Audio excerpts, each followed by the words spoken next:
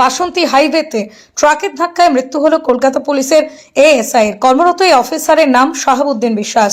ওই পুলিশ আধিকারিক ভাঙড় ডিভিশনের ডিসি অফিসে কর্মরত ছিলেন। বৃহস্পতিবার রাতে ডিউটি শেষ করে বাইকে করে ফিরছিলেন তিনি।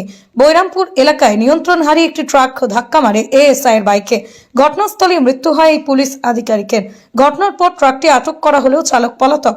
দুর্ঘটনা আমরা তো এখানে রাত্রে কেউ ছিলাম না।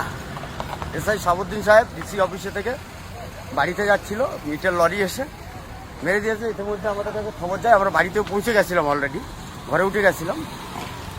তারপর এখান থেকে ফোন করলে আমরা সঙ্গে সঙ্গে এসে দেখছি যে বডি তলায় পড়ে আছে। বডিটাকে তুলে পাঠিয়ে দেওয়া হয়েছে।